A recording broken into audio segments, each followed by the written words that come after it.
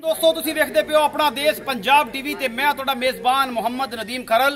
सब तो पहले अपने चैनल करो सबसक्राइब ते बेल आइकन दा बटन करो प्रेस कि मेरी हर आने वाली लेटेस्ट वीडियो तुहाडे तक पहुंचे और तुसी देखो सब तो पहले।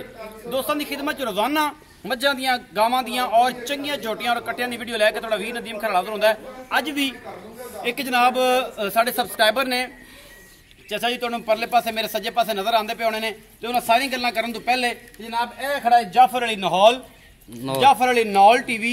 ये जनाब इनदे टीवी चैनल करो सबसक्राइब ते नाल भी टली दबाओ कि ये बड़ा शरीफ आदमी अच्छा बंदा है। ये कोल सारियां गारंटियां साडियां ने ते साडियां ये कोल ने ते जाफर अली नहौल जनाब ए बांह इंदी साडे हत्थ है ते जनाब ये जाफर अली साहब तुसीं इंशाल्लाह मेहनत नाल अच्छे तरीके नाल अपनी ईमानदारी नाल काम करते रह जे और इंशाल्लाह अल्लाह पाक बरकत पाएगा। मेहनत ना करोगे, मेहनत नहीं छड़नी, मेहनत नहीं छड़नी, अल्लाह दी रजा वास्ते कर रहे हैं तो इंशाल्लाह अल्लाह पाक तेरी भी रिज़्क़ बरकत पावे। ते बस ये ना कदो क्या आखे कि यार फलाना बंदा गंदा सी ते उनदा शागिर्द भी गंदा ही सी, ठीक है ना। अगर कोई अच्छे लफ्ज़ बुरे नाल तो लोग हर बंदा याद करदा है, हर बंदा अच्छे लफ्ज़ां नाल याद करे मजा फिर आंदा।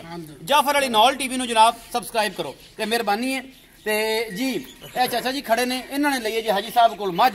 आप आ गए हाजी साहब पुछ लेने किड्डा के छक्का मारे। चाचा जी बकौल सुन लेने कि चाचा जी और ने जनाब किन्नी किसी मेहनत की मझ लैके देने च किन्ने बंदे लिया के पवाए ने। इस बंदा केड़ा जिद्दी है, ये पूरा इलाका जानदा है कि अज किवें मोम होया है, मोम किवें होया है, ये भी पूरा इलाका जानदा है। कीता तो मैं होया भाई मेरे दोस्त है दिमाग चल यार केड़ी गल। अच्छा चाचा जी पूरा नाम दसो, अपनी लोकेशन दसो। मेरा नाम जी हाजी असलम फैसलाबाद तो आया मैं। मैंने इत्थे कोई आरा फड़े काम सीगे, मैं भाई नदीम नाल पहले दिन मिलिया लेकिन दिल खुश होया इन्हू मिल के जी। Thank you.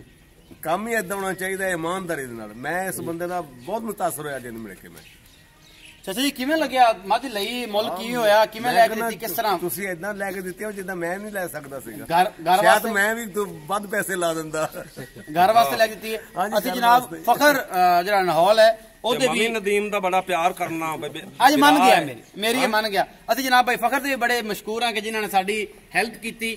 बड़ी मेहरबानी कि चाचू होरां नूं उन्होंने मझ लैके दी फैसलाबाद तो। चाची सारा काम साफ शफाफ तुहाडे सामने है। हाँ जी बिल्कुल बिल्कुल। आप ही मैं तुहानू की कह के हटिया कि शायद मैं इन्हां को 5-10 हज़ार वध खर्च दिंदे ने, मेरा 5-10 हज़ार बचवाता और ये गल करदे कि चल 2.5 लाख रुपए जी मझ खरीदी है। ए मझ पिछे खड़ी है, ए माशाल्लाह ए कैमरामैन दरा दिखांदा वा, बड़ी वड्डी माशाल्लाह दियो कामत एक मझ है। ए मझ खड़ी है, इंदा मुंह ओरे करे जी भाईजान ते ए मझ कैमरामैन बखा रहा। अल्लाह पाक इन्हां दे नसीबां च करे जी। ये फैसलाबाद जा रही है। चाचा जी तुहाडा बेहद मशकूर हाँ कि तुसीं साडे इन्ना ट्रस्ट कर दो, इन्ना तमाद कर दो। तुहाडी बड़ियां मुहब्बतां ने, तुहाडी भी बड़ी मेहरबानी भाईजान कि तुसीं साडी अज सुन लई, साडी अज मन ली, हालांकि कदे नहीं मन्नी।